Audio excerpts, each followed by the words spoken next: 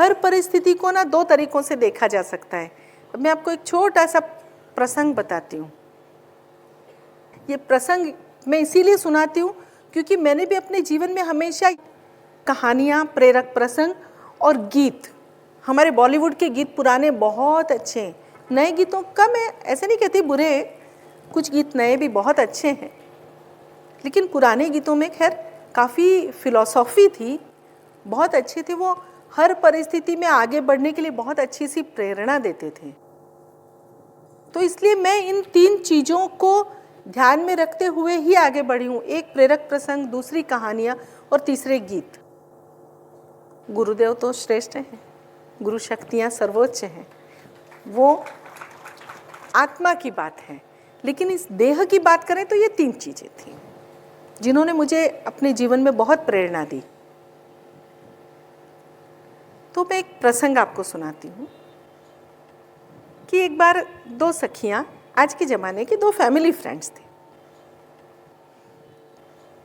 2 सखियों ने आपस में बात की, गुड मॉर्निंग, कैसा रहा तुम्हारा दिन? दूसरी ने कहा, अरे क्या बताऊँ, एकदम बोर था। पति आए, वो थोड़ा शॉपिंग के लिए गए थे, छुट्टी का दिन था, मतलब संडे गया था, सोमवार था, सोमवार को एक दूसरे को हेलो हाय कर लिया, गुड मॉर्निंग कर लिया। क्या बताऊँ, कल का दिन बहुत बेकार गया। पति गए थे थोड़ा शॉपिंग के लिए, कुछ सामान वामान लाना था, लेने के लिए गए थे। मैंने खाना वाना तैयार रखा, खाना खाया और सो गए। शाम को उठे तो दोस्तों के घर चले गए, फिर वापस आए, मैंने खाना बनाया, खाना खा करके सो गए। मैं तो दिन भर बहुत बोर हो गई। तेरा दिन कैसा रहा? बोले अरे मेरा दिन एकदम फैंटास्टिक। तो बोले क्यों, क्या हुआ? तो बोले अरे क्या बताऊँ, कल तो सुबह उठते से पतिदेव ने चाय तैयार करके मुझे दी, मैंने चाय पी। बोले अरे वाह, उन्होंने चाय बना के दी? बोले हाँ, इतने दिनों में कभी नहीं दी थी, लेकिन कल सुबह ना उन्होंने मुझे चाय बना के पिलाई, मुझे बहुत अच्छा लगा। उन्होंने चाय बना करके पिलाई। फिर बोले कि आज ना हम लोग सुबह के नाश्ते से लेकर के तो शाम तक हम लोग घूमेंगे और आज हम लोग सारी आउटिंग करेंगे, बाहर घूमेंगे। तो इसलिए फिर हम लोग बाहर गए, जा कर के अच्छा गर्मा गर्म बाहर नाश्ता खाया, इतना मज़ा आया। दिन भर हमेशा हम ही बनाते रहते हैं और फिर सबको खिला करके हम लोग ठंडा खाना खाते हैं, मतलब ठंडा नाश्ता, अपनी बारी आती तब तक सब ठंडा हो जाता है। तो बाहर जा कर के अच्छे से नाश्ता किया, शॉपिंग की, फिर खाना खाया बाहर, और घर पे आए तब तक मतलब अंधेरा होने को था। पति ने बाहर से ही कहा, हम लोग पैक करके लाए थे बाहर से, वो बोले आज तुम बिल्कुल आराम करो, आज तुम कुछ खाना वाना नहीं बनाओगी।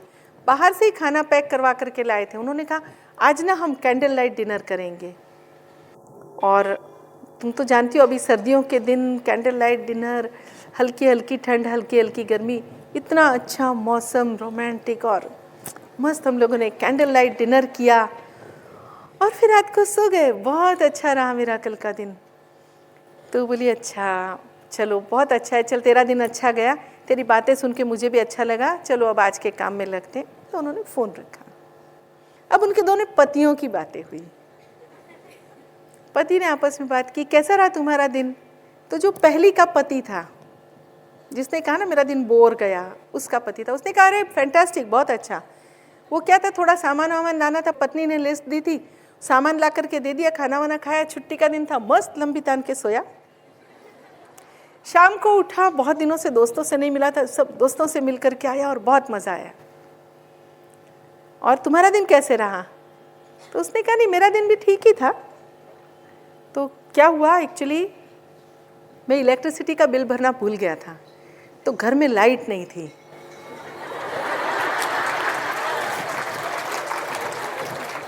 लाइट कट गई थी। अब रविवार का दिन था, लाइट का बिल तो भर नहीं सकते थे संडे को। तो मैंने सोचा अभी पत्नी बहुत गर्म हो गई, मेरा पूरा दिन खराब करेगी, तो इसलिए मैंने उसको सुबह सुबह अच्छे से चाय बना के पिलाई, तो उसका मूड बहुत अच्छा हो गया। उसके बाद में फिर मैंने कहा आज का सारा दिन हम बाहर जाएंगे, तो उसको सुबह के नाश्ते से लेकर के शॉपिंग वगैरह करवा दी और रात का खाना भी बाहर से पैक करवा लिया। फिर मैंने उसे कहा आज हम कैंडल लाइट डिनर करेंगे। लाइट तो थी नहीं, उसको इस चीज़ का एहसास ही नहीं होने दिया। मैंने उसको कहा तू देख, प्रकाश होता है तो हमारा चित्त बहुत जगह जाता है, क्योंकि सारी चीज़ें दिखती हैं। जब केवल कैंडल लाइट होती है, दीपक का प्रकाश होता है, तो सिर्फ तुम दिखती हो और मैं दिखता हूँ। और मैं नहीं चाहता हूँ कि हम दोनों के बीच में कोई भी आए। तो आज ना हम बिल्कुल भी लाइट नहीं जलाएंगे। आज हम दीपक की रोशनी में सिर्फ तुम मुझे देखो, मैं तुम्हें, और हम दोनों आपस में बातें करेंगे। और फिर हम लोगों ने भोजन किया, थोड़ी देर चांदनी रात का आनंद लिया, और उसके बाद थोड़ी ठंड पड़ गई थी। फिर हम लोग घर में आए और फिर हम सो गए। तो दिन ठीक ही गुजरा। अभी मैंने बिल भर दिया है तो श्रीमती जी बिल्कुल गर्म नहीं होंगी। तो किसी भी परिस्थिति को बहुत सुखद बनाया जा सकता है। ये जो दूसरे पति का परसेप्शन था ना, जो भी सारी प्रोग्रामिंग की, जो सारा जो कुछ भी किया, हमारे जीवन में भी कई बार ऐसी घटनाएं आती हैं। तो हमें इस बात को लेकर के रोने की आवश्यकता नहीं है कि अरे आज तो लाइट ही नहीं है, सारा दिन क्या करें। हम भी अपना दिन खूबसूरत बना सकते हैं। तो हमारे जीवन में भी कभी ऐसा समय आ सकता है कि पैसों की कमी हो, तब भी हम अपना जीवन खुश बना सकते हैं, सुखमय बना सकते हैं। कोई एक दिन ऐसा भी हो सकता है कि गैस का सिलेंडर समाप्त हो गया, दूसरा सिलेंडर भी नहीं है, और कहीं पड़ोसी से भी मिल नहीं रहा है। वैसे तो गुजरात में सब जगह लाइन आ गई है गैस की, लेकिन इन केस ऐसा हुआ, क्योंकि एक बार ऐसा मेरे साथ हो चुका है। गुजरात में नहीं, हम लोग जब नॉर्थ ईस्ट में थे तब की बात बताती हूँ। तो वहाँ पे हुआ था। वहाँ पे कैसा था, नॉर्थ ईस्ट में थे हम लोग, तो बारिश के दिनों में लैंडस्लाइडिंग हो जाती थी। जो नॉर्थ ईस्ट के सारे पहाड़ हैं, आप लोग कितना जानते हैं कितना नहीं मैं नहीं जानती, लेकिन ये पूरा जो नॉर्थ ईस्ट का जो प्रदेश है, जो अपना पूरा पूर्वोत्तर भाग है, ये कैसे बना है कि भारत का जो खंड था, भारत जो देश था, ये दरअसल अफ्रीका का हिस्सा था। और जो धरती की जो प्लेट्स सरकती है ना, तो वो सरकी और भारत जो है वो अफ्रीका खंड में से टूट करके और सीधा आकर के एशिया में धड़क से टकराया। वो समुद्र की कुछ सतह थी, वो ऊपर उठ गई, उसी से पूरा हिमालय बनाए। इसलिए जो विशेष तौर पे जो पूर्वोत्तर भाग हैं, ये सारे पहाड़ियाँ हैं, पूरी पहाड़ ही पहाड़ है। और मतलब पहले जो चाइना था वहीं समुद्र था, अचानक से भारत वहाँ पे जाकर के जुड़ गया और पहाड़ आ गया, वो था हिमालय।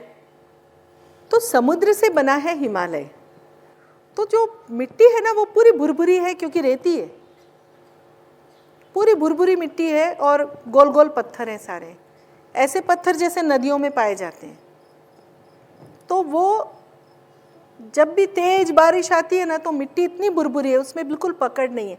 तेज बारिश आती है तो मिट्टी से पहाड़ के पहाड़ पूरे ऐसे रास्ते पे आ जाते हैं, तो लैंडस्लाइडिंग हो जाती है। लैंडस्लाइडिंग हुई है नहीं, जमीन खिसक करके फिसल करके रास्ते पर, रास्ता पूरा बंद। और रास्ते पे कभी कमर जितना भी कीचड़ होता है, कभी घुटने जितना होता है, कभी सिर से भी ऊपर तक का होता है। फिर गाड़ियाँ आती, वो सब सफाई होती। बारिश के दिनों में तेज बारिश होती है तब ऐसा होता है। तो जब ऐसा हो जाता था तो रास्ते बंद हो जाते थे 10-10 दिनों के लिए, 15 दिनों के लिए। जब पूरे रास्तों की सफाई हो जाती थी, तब जीवन के लिए आवश्यक सारी वस्तुएं आसाम से अन्य प्रदेशों में जा पाती थी। तो गैस सिलेंडर भी आए तो आए, नहीं आए तो जय बाबा स्वामी। तो ऐसे ही हुआ। मेरे घर पे तो 2 ही सिलेंडर थे, एक खत्म हो चुका था और दूसरा भी खत्म हो गया था। हो गया, अब क्या करें, कुछ भी नहीं कर सकते। अड़ोस पड़ोस में से मांगने का अर्थ ही नहीं है, क्योंकि ऐसे समय में अपने को मांगने में भी संकोच कि सामने वाले को क्या कहें। उसको भी यदि उसका ख़त्म हो गया तो वो क्या करेंगे। क्योंकि कोई भरोसा नहीं, 2 महीने आएगा नहीं तो 3 महीने आएगा नहीं तो नहीं भी, मतलब कहे तो 2 दिन में भी आ जाता है, नहीं तो कुछ कह नहीं सकते। तो खैर मैंने कहा अब क्या करें, चलो जो सूखी हुई पेड़ वेड़ काफ़ी होते थे वहाँ पे, तो बहुत घने पेड़ हैं, तो वो जो सूखी लकड़ियाँ गिरती विरती थी ना, तो वो सारी सूखी लकड़ियाँ घर में एक कोने में इकट्ठा रखते ही थे। वो रखते इसलिए थे, वैसे मैं तो अपने शौक़ के खातिर रखती थी, क्योंकि वो ऐसे लकड़ियाँ जलाओ और उसके आसपास बैठ करके फिर बातें करो, कभी आलू वालू भून लो उसमें, बहुत अच्छे लगते थे। वो क्या बोलते हैं उसको, ऐसे वो करते ना, आग वगैरह जला करके उसके आसपास बैठ करके कैंप फायर टाइप का, ऐसे अच्छा लगता था, इसलिए मैं तो रखती थी वो सूखी लकड़ियाँ चुन करके। यानी चुनने कहीं नहीं जाती थी, आसपास ही मिल जाती थी। काफ़ी बड़ा सा गार्डन था, सरकारी क्वार्टर था, लेकिन काफ़ी बड़े बड़े गार्डन्स सभी घरों को थे, सारी चुन करके रखती थी। बच्चों का ही काम था सूखी लकड़ियाँ जो ऊपर से गिरती हैं वो ला करके रखना। तो उसी का चूल्हा बनाया, उस पर खाना बनाया। एक बार जो चूल्हा जला हो तो चाय से लेकर के सारा खाना, नाश्ता और खाना सब एक साथ बना करके रख दो, क्योंकि बार बार कौन चूल्हा जलाए। तो वो सब भी किया। यानी कहने का अर्थ कि जब ऐसा हुआ, एक ही बार हुआ था, पूरे इतने वर्ष रही, उसमें केवल एक बार ऐसा एक्सीडेंट हुआ, तो उसको भी हम खुशनुमा बना सकते हैं। चलो आज तो ना नाश्ते में हम लोग भुने हुए आलू, भुने हुए प्याज, भुनी हुई शकरकंदी खाएंगे, ठीक है, और भुने हुए टोपिएका खाएंगे। वहाँ पे टोपिएका काफ़ी उगते थे। बच्चे बोले हाँ आज तो बहुत मज़ा आएगा, आज अलग तरह का नाश्ता करेंगे। मैंने कहा हाँ, और इसके साथ में घर से निकला हुआ ताज़ा ताज़ा मक्खन खाएंगे। हाँ, अरे वाह, हुर्रे, मज़ा आ गया। तो सब लोगों ने मज़े से वो खा लिया, तो वो हो गया। उसके बाद चाय बनाई, चाय के साथ साथ वो भी सब डाल दिया था, वो निकाला, उसके साथ में वो सब हो गया। दूध वूध गर्म करके रखा। फिर मैंने कहा चलो अभी साथ में खाना बना लो। तो मैंने कहा चलो आज ऐसा करते हैं, आज हम लोग दाल बाटी खाएंगे।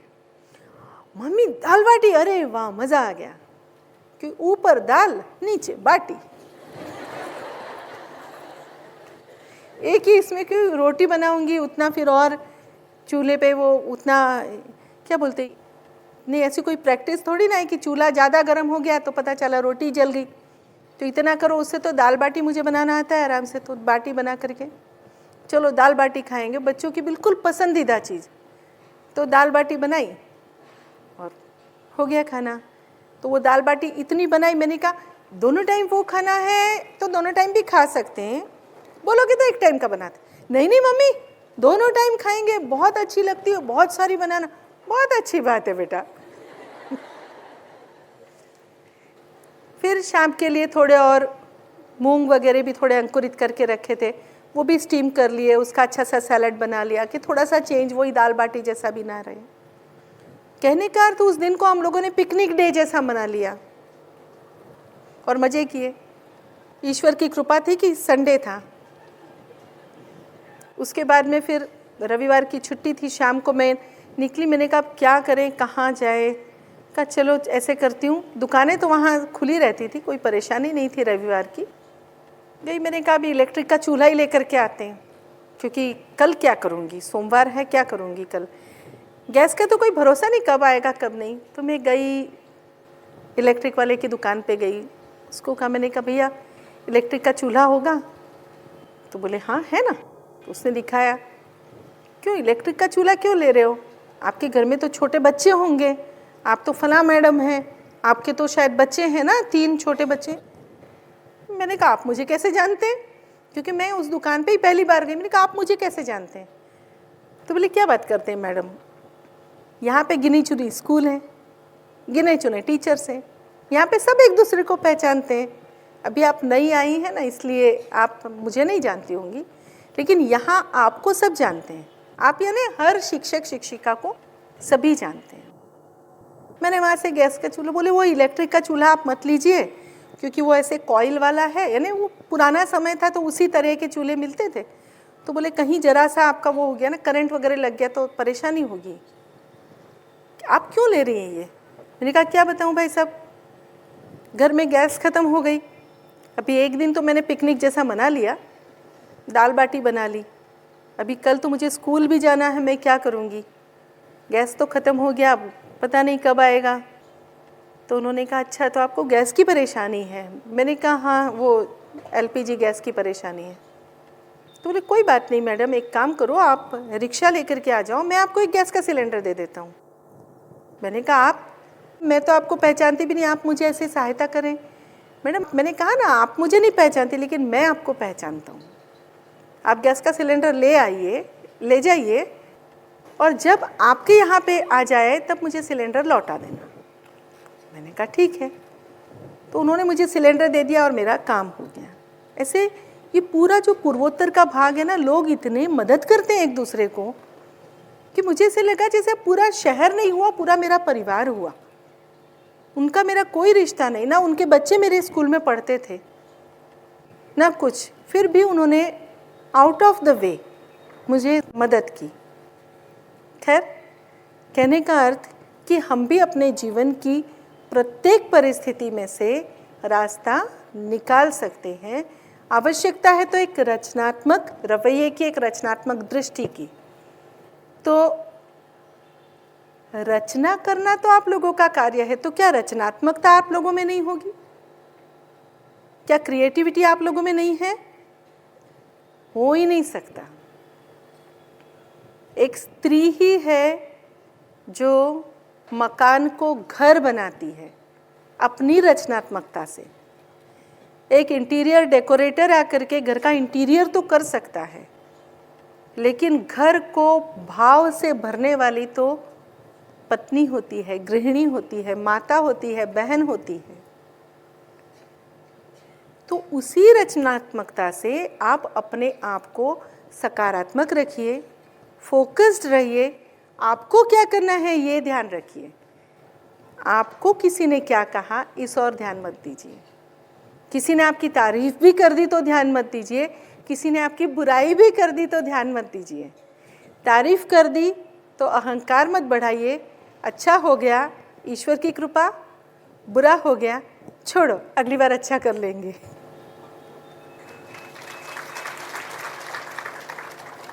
लेकिन छोड़ो का अर्थ आप लापरवाह मत बनिए, क्योंकि ये आज की जनरेशन की परेशानी है कि छोड़ो ठीक है, चलता है, हो जाता है, लेकिन अगली बार हम रिपीट नहीं करेंगे।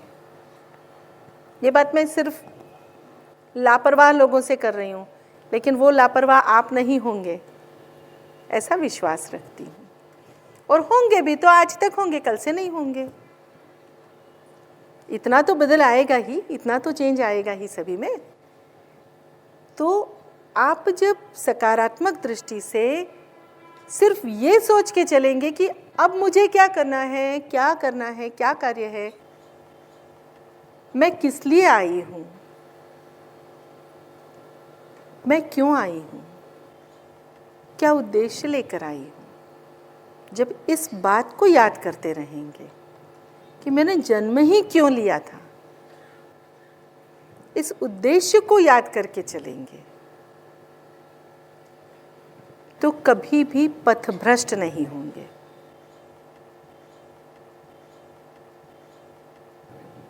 जब भी कोई परिस्थिति, जब भी कोई बात, जब भी कोई घटना आपको विचलित करे, तो केवल अपनी दृष्टि उस उद्देश्य की ओर रखिए कि आपने ईश्वर के पास से ये देह मांगी थी, ये सारी परिस्थितियां मांगी थी, अच्छी भी और बुरी भी, ताकि आप मध्य में रह सकें, आप संतुलित रह सकें। बुरी परिस्थितियां आपको बूस्टअप करती हैं अच्छा कार्य करने के लिए, आप में जुझारूपन लाने के लिए, और बुरी घटनाएं ही घटित होती हैं हमें सही मार्ग पर लाने के लिए। क्योंकि जब भी हम गलत मार्ग पर होते हैं ना, तो ईश्वर बराबर हमें डंडा लगाता है। यदि हम सही मार्ग पर हैं तो हमें कभी भी डंडा नहीं लगेगा। यदि परिस्थितियों की मार पड़ी तो इसीलिए क्योंकि हम गलत रास्ते पर थे। तो जो डंडा पड़ा उसके लिए भी उस ईश्वर को धन्यवाद दीजिए कि ईश्वर आपने मुझे वो परिस्थिति दी, इसीलिए मैं यहाँ रही। जो भी परिस्थिति मिली उसके लिए सकारात्मक रहिए, धन्यवाद ही दीजिए। जब आप फोकस्ड होंगे, जब आप सही मार्ग पर होंगे, जब आप सक्रिय होंगे, आत्मा से भी देह से भी, तभी आप उस गंतव्य तक पहुंच पाएंगे जिसके लिए आपने जन्म लिया था। जिस तरह से रोज देह के लिए भोजन चाहिए, जिस तरह से रोज तृष्णा शांत करने के लिए, प्यास बुझाने के लिए जल की आवश्यकता होती है, जिस तरह से रोज इस देह को स्वच्छ करने के लिए, नहाने के लिए जल की आवश्यकता होती है, जिस तरह से इस देह को जीवित रखने के लिए प्राणवायु की आवश्यकता होती है, उसी तरह से इस आत्मा को गति देने के लिए, आत्मा को उसी मार्ग पर आगे बढ़ाने के लिए, आत्मा को उस गंतव्य तक पहुंचाने के लिए नियमित ध्यान की आवश्यकता है, पूर्ण समर्पण की आवश्यकता है और इस देह रूपी मैं के विलीनीकरण की आवश्यकता है। देह को विलीन हो जाने दीजिए, आत्मा को गुरु शक्तियों के साथ जुड़ने दीजिए। जब तक देह रहेगी, जब तक मैं रहेगा, मैं का अहंकार हो या मैं का अपराध बोध हो, तब तक आत्मा गुरु शक्तियों के साथ जुड़ ही नहीं सकती। उस जुड़ाव के लिए आत्मा को देह से मुक्त कीजिए। देह से मुक्त अर्थात भावनाओं से मुक्ति, देह की भावना से मुक्ति। देह ने जो कार्य किए वो देह ने किए। ईश्वर ने एक भेंट स्वरूप देह दी थी, देह ने उसी के परिणाम स्वरूप कुछ कार्य किए, वो उस ईश्वर को उपहार स्वरूप देने के लिए। किंतु आत्मा उस परमात्मा के साथ विलीन हो, आत्मा उन गुरु शक्तियों के साथ जुड़ी रहे, आत्मा सद्गुरु के प्रति समर्पित रहे, सद्गुरु के माध्यम से गुरु शक्तियों से जुड़ी रहे, न किसी मोह में बंधे, न किसी माया से उलझे, केवल और केवल मोक्ष के मार्ग पर बढ़े। इसके लिए आवश्यक है कि देह अपना कार्य करे, आत्मा समर्पित रहे, विलीन रहे उस माध्यम के प्रति, उन गुरु शक्तियों के प्रति। देह पत्नी है या देह पुत्री है, देह माता है या देह मित्र है, देह सखी है, देह सहेली है, देह क्या है, इससे कोई अंतर नहीं है। ये सारे इस संसार के, समाज के पात्र हैं, जिन पात्रों का हम सिर्फ निर्वाह कर रहे हैं। आत्मा तो केवल गुरु चरणों में समर्पित है, देह पात्र का निर्वाह कर रही है, देह कार्य कर रही है, किंतु देह पर मस्तिष्क को हावी मत होने दीजिए, विचारों को हावी मत होने दीजिए, अन्यथा ये विचार अहंकार को बढ़ाएंगे। अहंकार बढ़ा तो आत्मा को आगे बढ़ने नहीं देगा। अहंकार को दास बनाइए, अपराध बोध को भी दास बनाइए। देह को, प्रत्येक पात्र को अच्छी तरह से निर्वाह कर लेने दीजिए। प्रत्येक कार्य कीजिए, जिस कार्य की आवश्यकता है वो प्रत्येक कार्य कीजिए। निर्विकार होकर करिए, निर्विचार होकर करिए, गुरु आज्ञा समझकर करिए। इससे लाभ होगा या हानि, इससे परे होकर करिए। लाभ हानि का विचार करना हमारा कर्तव्य नहीं है। गुरु शक्तियाँ जो मार्ग दिखा रही है उस मार्ग पर बढ़िए, गुरु शक्तियों से जुड़े रहिए, गुरु के प्रति समर्पित रहिए। जो भी कार्य यह पात्र कर रहा है, यह देह कर रही है, वे सारे कार्य परमात्मा को समर्पित कीजिए, गुरुदेव को समर्पित कीजिए। उस परमात्मा ने जन्म दिया, उस परमात्मा ने देह दी। गुरु शक्तियों के आशीर्वाद से, गुरु शक्तियों के प्रयास से आत्मा जागृत हो पाई। आत्मा को एक मार्ग मिला। इस मार्ग पर चलते रहना है। जब इस मार्ग की ओर दृष्टि होगी तो कभी भी कोई विचार आ ही नहीं सकता, ना ही मोह का बंधन होगा, माया का बंधन होगा जो हमें उलझाए। क्योंकि मोह, माया ये सभी उन पात्रों का हिस्सा है और ये पात्र देह निर्वाह कर रही है। आत्मा देह से लिप्त नहीं है। आत्मा वाहन की स्वामिनी है। आत्मा जहाँ चाहे इस वाहन को जाना ही होगा। वाहन अपनी इच्छा से नहीं जा सकता, आत्मा ही नियंत्रित करेगी। आत्मा के ही नियंत्रण में आगे बढ़ना है। आत्मा के द्वारा ही संचालन होगा और यह आत्मा आगे बढ़ने की शक्ति केवल गुरु शक्तियों से प्राप्त करेगी।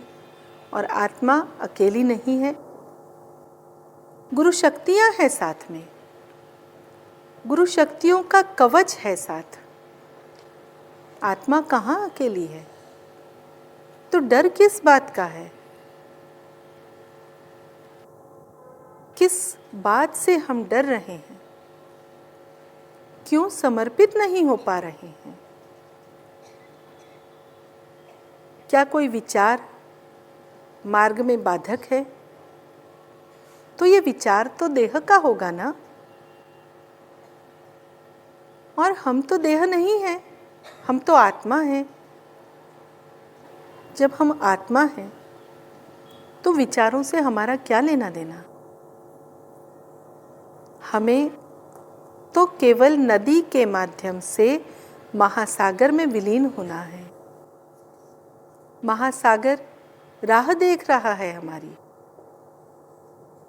और हम एक एक कदम बढ़ते जा रहे हैं महासागर की ओर। किंतु कहीं उत्सुकतावश किसी विचार में बहकर कहीं नदी से अलग तो नहीं हो रहे। विचार में नहीं बहेंगे। हम देह नहीं हैं, हम आत्मा हैं। नदी हमारा समूह है, आत्माओं का समूह वह नदी है। और नदी की सामूहिकता में जुड़कर ही हम सद्गुरु रूपी महासागर में, गुरु शक्तियों के महासागर में मिलने जा रहे हैं। जब इतनी आत्माओं का समूह है, सामूहिकता है, एक ही इच्छा, गुरु मार्ग पर चलना, इसी शुद्ध इच्छा से इस देह ने गुरु चरणों में स्वयं को समर्पित किया है। तो आत्माओं का ये समूह हमें इस सामूहिकता के माध्यम से सद्गुरु रूपी महासागर में विलीन होने के लिए बुला रहा है। बस बढ़ते जाना है, बढ़ते हुए उस गुरु शक्तियों के महासागर में अपने आप को विलीन करना है। नदी का अस्तित्व भी समाप्त हो जाए तभी महासागर बनेगा, और बूंद का अस्तित्व नदी में मिल जाए तभी नदी बनेगी। तो प्रारंभ बूंद से है, आत्मा से है। आत्मा सामूहिकता रूपी नदी में मिले और सामूहिकता की नदी सद्गुरु के महासागर में मिले तो हम सब महासागर ही हुए।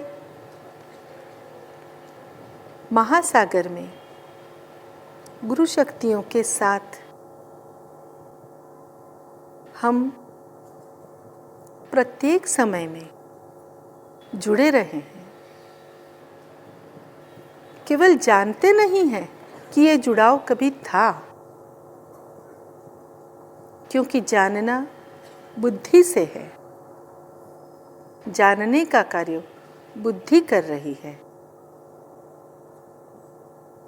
जानने का कार्य यदि आत्मा करती तो आत्मा तो जानती है। आत्मा सदैव से थी, वो सदैव से ही महासागर का हिस्सा थी, कभी भी उससे भिन्न नहीं हुई। भिन्न तब हुई जब उस आत्मा को देह ने बांधा, जब आत्मा पर देह भारी हुई, जब आत्मा से देह बड़ी हो गई। भला महासागर से कभी देह बड़ी हो सकती है? हो ही नहीं सकती। जब हम महासागर हैं तो देह का यहाँ क्या काम?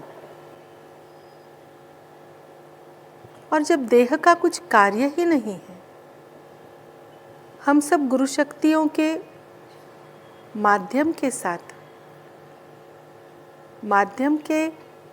साथ ही सदैव हैं, तो आगे कुछ भी कार्य नहीं है। कार्य है तो देह का। देह आत्मा के नियंत्रण में रहे, आत्मा के मार्गदर्शन में चले तो देह भी निश्चिंत रहेगी।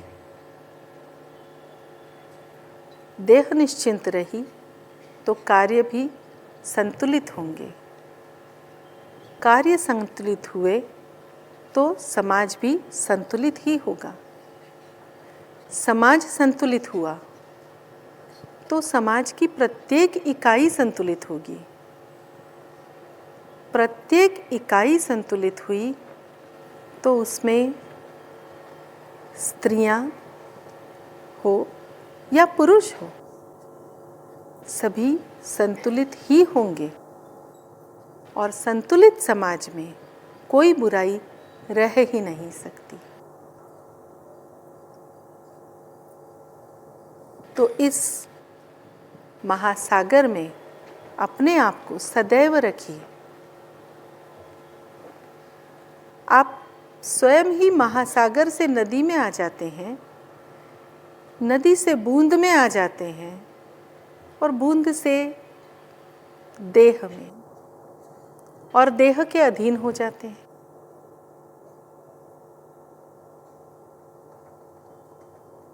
देह के अधीन होना हमें असंतुलित करता है और संतुलित होने के लिए पुनः समर्पित होना होता है। समर्पित होते हुए ही बूंद से नदी, नदी से महासागर, यही प्रक्रिया कर रहे हैं। किंतु इस प्रक्रिया का अंत कब? अंत तभी जब इस मैं का विलीनीकरण हो जाए, इस देह का विलीनीकरण हो जाए और सद्गुरु रूपी तार से आत्मा रूपी तार का पक्का गठबंधन हो जाए। इस बंधन को कभी कोई खोल ही ना सके। चैतन्य का एक स्रोत जो सतत बहता ही रहता है, उससे जुड़े रहें, इससे यह आत्मा जुड़ी रहे, तो वह स्वयं प्रकाशित होगी, सदैव प्रकाशित होगी और इस प्रकाश में कभी कोई खंड नहीं पड़ेगा। सभी आत्माएं इस प्रकाश को, इस चैतन्य को, सद्गुरुओं के उस शक्ति से ऐसा ही जुड़ाव महसूस करें। केवल महसूस ना करें तो एक पक्का गठबंध करें, उस पर समर्पण का, उसमें अपनी आत्मा के विलीनीकरण का वह पट्टा चढ़ा दें कि जिसमें कहीं भी किसी विकार का, कहीं भी किसी तरह के विचार की कोई गुंजाइश ना हो। सभी आत्माएं अपने गंतव्य तक पहुँचे। गंतव्य मोक्ष का महासागर है। उस गंतव्य तक पहुँचें और गंतव्य तक पहुँचने तक की दूरी सदैव सामूहिकता से जुड़े रहकर पूरी करें। सामूहिकता का हिस्सा ही रहें, सामूहिकता से अलग ना हो। इसी शुभकामना के साथ जय बाबा स्वामी, नमस्कार।